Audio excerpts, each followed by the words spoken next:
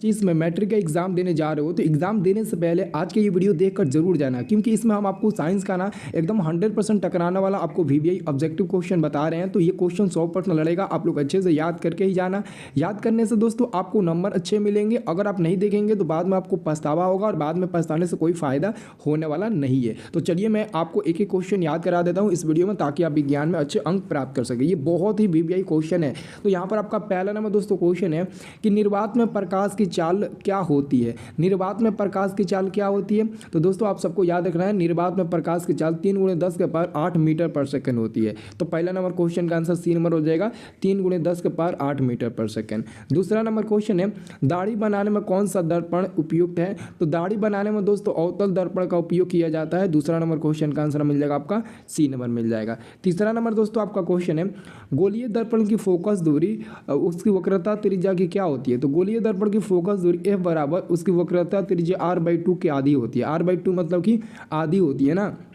तो आंसर आपका मिल जाएगा तीसरा का ए नंबर। चौथा नंबर क्वेश्चन है, साइड मिरर के रूप में किसका उपयोग होता है? तो साइड मिरर के रूप में ना उत्तल दर्पण का मिरर होता है, मतलब कि उत्तल का उपयोग किया जाता है। उत्तल मिरर मतलब दोस्तों होता है दर्पण। तो उत्तल दर्पण को इंग्लिश में मिरर कहा जाता है, इसलिए यहाँ पर मिरर लिखा है। तो ऑप्शन नंबर ए हो जाएगा। अगला दोस्तों क्वेश्चन आपका है, एक उत्तल लेंस की फोकस दूरी 20 सेंटीमीटर है। दोस्तों अगर लेंस आपका उत्तल है तो आपका हर चीज़ प्लस में मिलेगा, चाहे वो फोकस दूरी हो चाहे वो क्षमता हो, दोनों प्लस में मिलेगा। तो एक तो आपको समझ में आ जाना चाहिए, अगर लेंस उत्तल है तो फोकस दूरी उसका दिया है प्लस में 20 सेंटीमीटर, तो इसका क्षमता जो मिलेगा वो प्लस में मिलेगा। तो आप बी और डी को काट दीजिए, क्योंकि बी और डी में माइनस है, तो ये तो कभी हो नहीं सकता है। अब होगा तो क्या होगा? ऑप्शन नंबर आपका सी होगा, 5 डायप्टर प्लस में। 6 नंबर क्वेश्चन, स्नेल के नियम के अनुसार क्या जानते हैं? दोस्तों स्नेल के नियम का परिभाषा होता है प्रकाश का अपवर्तन का दूसरा नियम को ही स्नेल का नियम कहा जाता है। और स्नेल के नियम के अनुसार म्यू बराबर sin I/sin R होता है। आंसर आपका मिल जाएगा ए नंबर 6 नंबर का।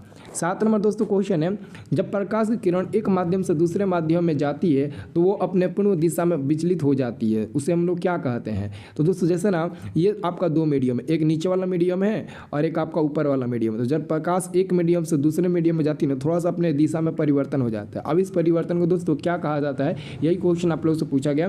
तो प्रकाश का अपवर्तन इस परिभाषा को कहते हैं, मतलब ये परिभाषा ये मतलब कि किसको दर्शाता है? प्रकाश के अपवर्तन को। तो ऑप्शन नंबर आपका ए नंबर बिल्कुल सही जवाब हो जाएगा।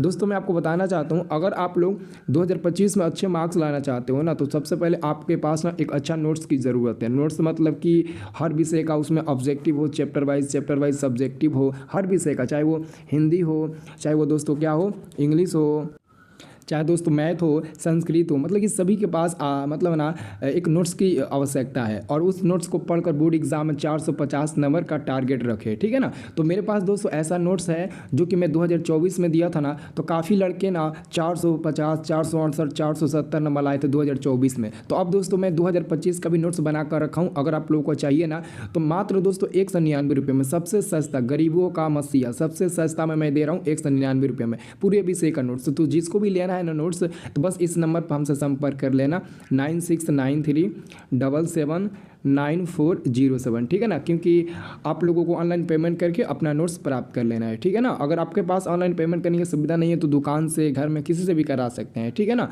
लेकिन आप लोग नोट्स ले लेना जिससे कि आप अच्छा कर सको, ठीक है। अब अगला क्वेश्चन देख लेते हैं। अगला क्वेश्चन आपका 8 नंबर है, दंत विशेषज्ञ किस दर्पण का उपयोग मरीजों के दांतों का बड़ा प्रतिबिंब देखने के लिए करता है? तो वो दोस्तों अवतल दर्पण का उपयोग करता है, क्योंकि अवतल दर्पण में प्रतिबिंब बड़ा बनता है। ऑप्शन नंबर आपका बी होगा। 9 नंबर क्वेश्चन है, एक कूलम विद्युत आवेश कितने प्रोटॉनों से बनता है? तो 6.25 × 10⁸18 प्रोटॉनों से बनता है। तो 9 का भी आंसर आपका मिल जाएगा, ऑप्शन नंबर आपका मिल जाएगा। कितने प्रोटॉनों से बनता है? तो इतना आपका आंसर मिल जाएगा सी नंबर। सब लोग याद रखें, 9 नंबर क्वेश्चन का आंसर क्या मिल जाएगा आप लोगों का? सी नंबर मिल जाएगा। अब देखिए अगला क्वेश्चन आपका है 10 नंबर कि विद्युत फ्यूज विद्युत धारा का किस प्रभाव का कार्य करता है? तो उसमें प्रभाव का कार्य करता है 10 का ऑप्शन नंबर ए होगा।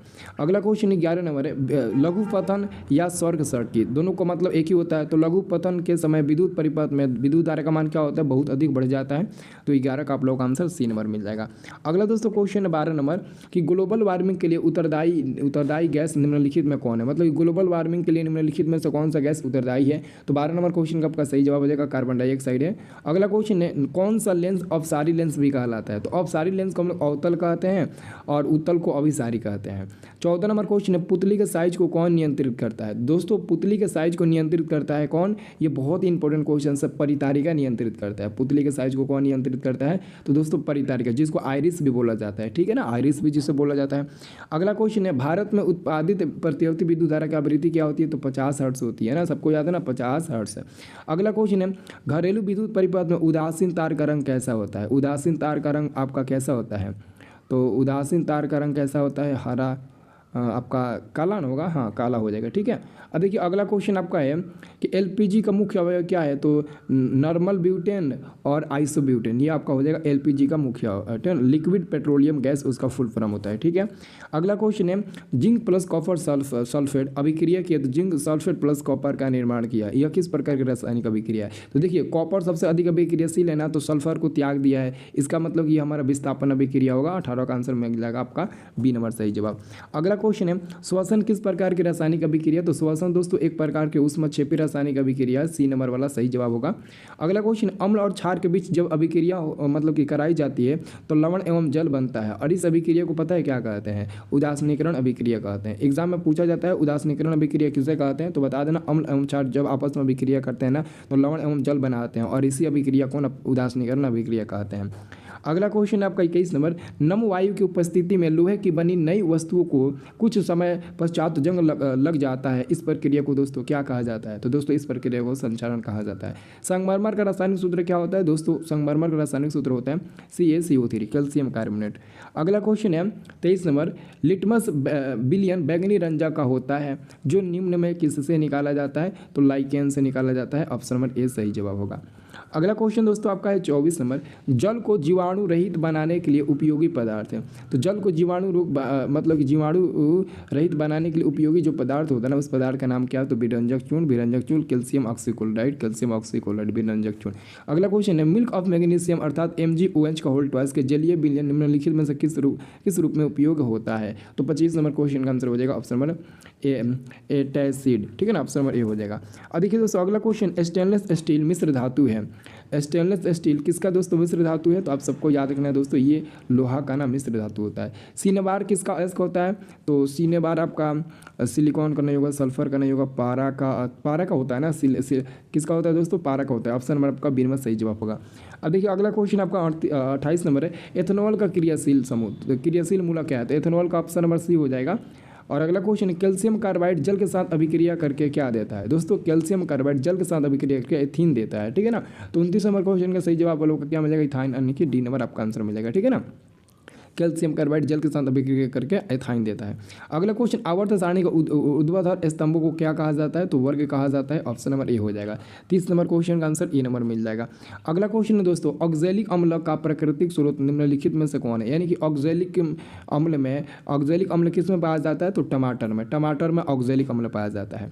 32 नंबर क्वेश्चन है, किस रासायनिक यौगिक को गर्म करने पर प्लास्टर ऑफ पेरिस प्राप्त किया जा सकता है? तो जिप्सन को जब गर्म करोगे ना तो प्लास्टर ऑफ पेरिस की प्राप्ति होगी, तो आंसर आपका मिल जाएगा 32 का बी नंबर मिल जाएगा। अगला क्वेश्चन है, एसिटिक अम्ल का यूपीए नाम। दोस्तों एसिटिक अम्ल का यूपीए नाम होता है दोस्तों, क्या होता है? एसिटिक अम्ल है ना, तो एथेनोइक अम्ल हो जाएगा। 33 का आंसर आप लोगों को मिल जाएगा दोस्तों, सी नंबर मिल जाएगा, ठीक है ना, सी नंबर मिल जाएगा। अगला क्वेश्चन, मस्तिष्क उत्तरदायी है सोचने के लिए, हृदय स्पंदन के लिए, शरीर का संतुलन बनाने के लिए, तो आंसर मिल जाएगा आपका डी नंबर, सभी के लिए दोस्तों हृदय आपका मस्तिष्क उत्तरदायी है। अगला क्वेश्चन है, 1 किलोवाट घंटा तुल्य है, तो इसका आंसर मिल जाएगा आपका बी नंबर वाला 3.6 × 10⁶ जूल के बराबर होता है, और ये 1 यूनिट के भी बराबर होता है। मानव शरीर का सामान्य रक्त दाब होता है, मानव शरीर का जो सामान्य रक्त दाब होता है दोस्तों वो कितना होता है? तो आप सबको याद रखना है दोस्तों, ये बहुत इंपॉर्टेंट क्वेश्चन है। ऑप्शन नंबर ये हो जाएगा 120/80। अगला क्वेश्चन है, रक्त में आयरन की कमी से होने वाला एक रोग कौन सा है? तो दोस्तों रक्त में आयरन की कमी से होने वाला एक रोग आपका होता है रक्त में आयरन कमी से ना एनीमिया हो जाएगा, सी नंबर होगा। 37 का आंसर आपका मिल जाएगा दोस्तों, सी नंबर एनीमिया हो जाएगा। ये बहुत ही वीवीआई क्वेश्चन, इसको एकदम याद करके ही जाना। याद हो गया कि नहीं हो गया? कमेंट करके बताइए तो, कितना प्रश्न याद था और कितना याद कर लिए हो। ये बहुत इंपॉर्टेंट क्वेश्चन है, सबको याद कर लेना आप लोग, ठीक है।